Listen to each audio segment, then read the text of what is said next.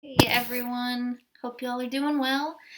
This week we are entering into some discussions around class and labor. The key connective thread for our discussions today that's going to, frame the conversation is thinking about various dimensions of labor and class struggle, through an intersectional frame. So, to begin with, we're situating this discussion in a political economic analysis where we're thinking about how understanding class and labor struggle within a capitalist context requires us thinking about how our political economic system prioritizes profit above all else in order to ensure that regimes of accumulation continue to accumulate capital. So Ruth Wilson Gilmore, who is featured in the short film that's linked for this week, helps us understand that all capitalism is racial capitalism. So thinking about, she'll break this down a little bit more in the video, but just to offer, a bit of overarching insight, when we think about how all capitalism is racial capitalism, we're thinking about how the history of capitalism and its very roots, demonstrate its connection to racialized hierarchies and racialized modes of domination. So, taking it back even to our discussion around settler colonialism and those dynamics of property theft, thinking about different forms of conquering land and how there's always these dynamics within capitalism that shape the foundation of it that center around modes of severe inequality that are necessary to sustain it. So, in order to break that down a little bit, we can think about the ways that, when we consider the history of racism in, Western based context, we're thinking about the ways that different dimensions of severe inequality, severe racial inequality, have shaped how, we've come to understand contemporary capitalism. So, thinking about how, the various modes of domination that shaped slavery and, took shape in the form of, different experiences of chattel slavery, providing the labor that was necessary to build white generational wealth. So, in the form of, plantations, in the form of, different forms of emergent industries that, came to profit off of labor that was structured in terms of, different racialized hierarchies. So, it is really key when we're talking about capitalism is to think about it as both a political economic system, of course. So, thinking about it, as both, a structure that shapes, how we understand our political and economic relationships, as well as a rubric for social and cultural relations. So, thinking about, when capitalism and the history of it is founded upon those relations of severe inequality, all of these relations when it comes to creditors and debtors, conquerors of land and property, and the dispossessed and the removed. When there's all of these relations of severe inequality that, undergird capitalist relations, that then in turn is going to continue to reproduce itself within, various dimensions of social and cultural life. So Ruth Wilson Gilmore talks a little bit about this and thinks about, specifically how our system of contemporary mass incarceration is a key example of this. So thinking about, the shift from slavery, the shift into, generating a prison system that, thrived on, the labor of, being able to, take formerly enslaved folks and then imprison them and continue to, profit off of their labor. These are dynamics that have, really shaped the foundation of the United States in a key way. So, as Ruth Wilson Gilmore points out, racism enshrines the inequalities that capitalism requires. So, like as we were just noting, capitalism requires these relations of severe inequality, and then racism through, the various forms of, racialized domination, racialized hierarchy that are central to propagating, racist modes of thinking and being, those enshrine, the inequality inequalities that capitalism requires. So, as we think about, the ways that different forms of social stratification take shape. So, social stratification, in other words, thinking about how, our society is shaped around these various tiers of, socioeconomic status, and thinking about how, we can't really understand different forms of economic inequality without thinking about them intersectionally and thinking about how various dimensions of identity and experience, such as race, disability, such as gender, they all factor into, how the experience of socioeconomic status takes shape. So for instance, thinking about last week when we were discussing different forms of access and ability. So, we were thinking about the ways that, when someone experiences, any form of an impairment, the disabling consequences that take shape, the disabling effects that society produces can have a significant impact on that person's ability to earn income, to have any sense of upward economic mobility.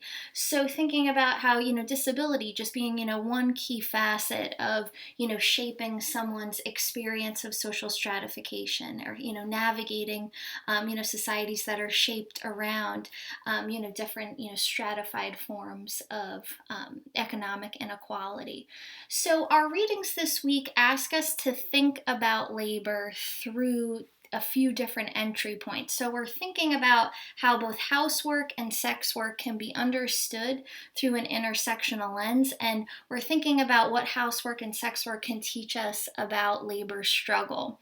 So, first we're looking at this 1973 piece from Silvia Federici, and, Silvia Federici is, thinking in the 1970s about how, this struggle around wages for housework was less a material call to action in her view and more of asking for a shift in perspective. So thinking about, having less of a focus on thinking about, okay, well, how can we monetize housework? What would be a fair wage for housework? It's thinking more broadly about how can we shift our perspectives to think about housework as being work. So thinking about, demystifying the ways that, women have been relegated to doing housework as essentially an expression of love and identity, and, by transforming housework, into an act of love and an expression of identity, capitalism obscured, how this has disciplined men and women, to see different roles and divisions of labor as fundamentally distinct. And, it takes us back to our conversations around gender essentialism, where we were thinking about, how different forms of activity, different forms of labor, when they're encouraged in different folks and not others, they can have a really key impact on, that person's sense of self, their sense of worth and identity, and general perceptions of what people think that they're good at. So housework is, really interconnected with that discussion, and thinking about, how housework for, so many years and continues to, be seen as, this expression of love, an expression of, feminized love and identity. So, thinking about how in the 1970s with this piece, Silvia Federici was thinking about intervening in, conversations around housework by thinking about, it's not necessarily something that is freely given without, without giving anything else up. So in other words, instead of thinking about housework as being something that's freely given as an act of love and expression of identity, considering, what are folks giving up in order to, engage in housework in an unbalanced way within partnerships, within families and whatnot. And with that, establishing that housework is work in terms of, the time and energy that goes into it. So, thinking about the ways that Silvia Federici discusses, housework, she at various times equates housework to prostitution. So thinking about, there is this larger context at play to consider too when it comes to the 70s era women's liberation movement and their perspectives on sex work, as a way to kind of enter into the next part of the discussion. So, very often 1970s era feminists, view different forms of sex work as being fundamentally exploitative, as being something that, always involved different dynamics of coercion. And with the other piece that we're looking at, Melissa Gira Grant, the excerpts from her book, Playing the Whore, she talks about her experiences as a sex worker and, explores the different ways that when we talk about, sex work as a form of work, very often, the voices of sex workers get drowned out. And very often there can be this reliance on sort of, one particular feminist view that really emerged during the 1970s that was very sex work exclusionary. So it excluded different, sex workers from different conversations around, exploring this, particular form of work as a site of labor struggle, as a site of class struggle.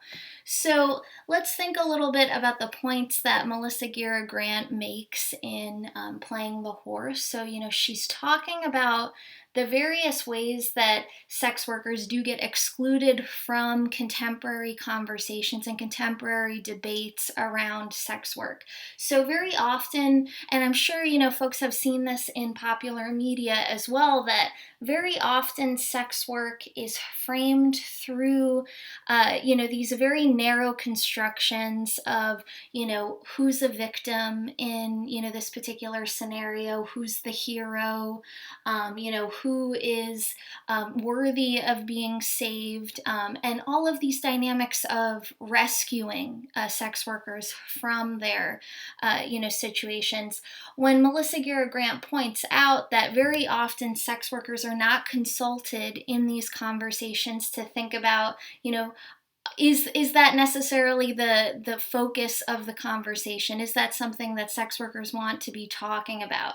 Is it something that, is the experience of sex work, something that requires rescuing? So, it's important to, in this conversation, distinguish between, human trafficking and sex work, and think about, human trafficking as being, a really vital issue, an ongoing issue that, takes shape, in, our country and, and beyond, internationally. But thinking about, how often, sex work and human trafficking get conflated as being, the same thing, when very often, sex work involves very complicated and, a range of dynamics of choice, circumstance, and coercion that takes shape. So, human trafficking would refer to, different dynamics of coercion, explicit coercion that takes shape. Whereas sex work, we're thinking about, what does it mean to listen to sex workers and their experience of, engaging in sex work in order to have, a more nuanced and broader understanding of, how debates around sex work take shape. So, like Melissa Gira Grant points out, there's this very clear, dynamic around the rescue industry that takes shape. So, very often in mainstream media, we hear a lot of stories around rescuing, sex workers from, their situations. And very often, there's this value that comes with, producing awareness. And, Melissa Gira Grant points out how that often translates into material value for police departments. And, there's this push for, arresting pimps, arresting Johns and whatnot. And that often results in actually the further criminalization of sex workers themselves, even though, it's pushed through the guise of saving sex workers.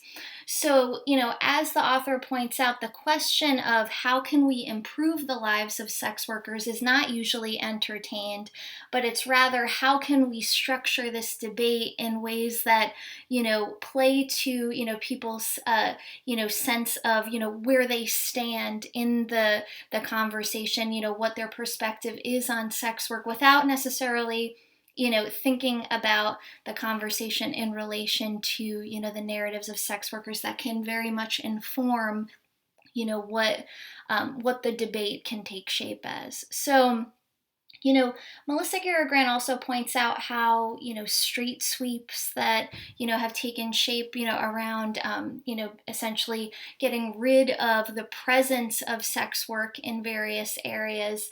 It's a reflection of the intersection of gentrification and sex work. So it's this push to keep sex work out of sight and out of mind. And in doing so, it pushes sex work further into private realms. So we see how digital space has been a clear response to this in terms of, different elements of digital space, being a key site for, sex workers to, find work, to engage in sex work, and using digital space as a way for sex workers to share information, to keep themselves safe, to keep others safe, and to reduce harm in various ways. So, sharing information about, different clients and whatnot, advice on who to stay away from, things like that.